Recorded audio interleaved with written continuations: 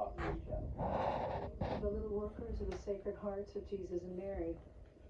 Last 4th of July, I was honored to be one of the President's guests at his Salute to America celebration. I must confess that I recently prayed while in chapel, begging God to allow me to be a voice and instrument for human life. And now here I am, speaking at the Republican National Convention. I guess you better be careful for what you pray for. My journey to religious life was not a traditional route, if there is such a thing. In 1978, as a medical school student at Georgetown University, I joined the Army to help pay for my tuition and ended up devoting 29 years to the military, serving as a doctor and a surgeon in places like Afghanistan and Egypt's Sinai Peninsula. After much prayer and contemplation, I entered my religious order in 2002, working to serve the poor and the sick in Haiti, Sudan, Kenya, Iraq, and in Washington, D.C. Humility is at the foundation of our order, which makes it very difficult to talk about myself. But I can speak about my experience working for those fleeing war-torn and impoverished countries all around the world. Those refugees all share a common experience. They have been all marginalized, viewed as insignificant, powerless, and voiceless. And while we tend to think of the marginalized as living beyond our borders, the truth is the largest marginalized group in the world can be found here in the United States. They are the unborn. As Christians, we first met Jesus as a stirring embryo in the womb of an unwed mother and saw him born 9 months later in the poverty of the cave.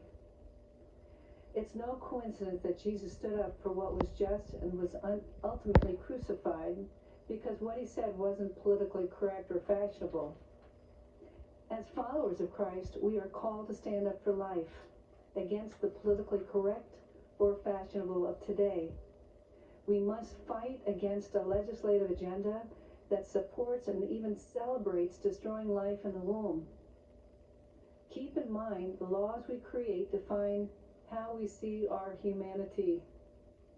And we must ask ourselves, what are we saying when we go into a womb and snuff out an innocent, powerless, voiceless life? As a physician, I can say without hesitation, life begins at conception. While what I have to say may be difficult for some to hear, I am saying it because I'm not just pro-life, I'm pro-eternal life, and I want all of us to end up in heaven together someday. Which brings me to why I'm here today. Donald Trump is the most pro-life president that this nation has ever had, defending life at all stages.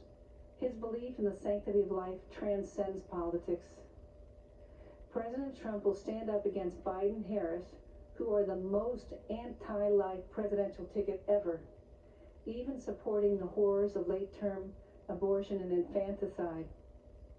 Because of his courage and conviction, President Trump has earned the support of America's pro-life community. Moreover, he has a nationwide of religious standing behind him. You'll find us here with our weapon of choice, the rosary. So thank you, Mr. President. We are all praying for you.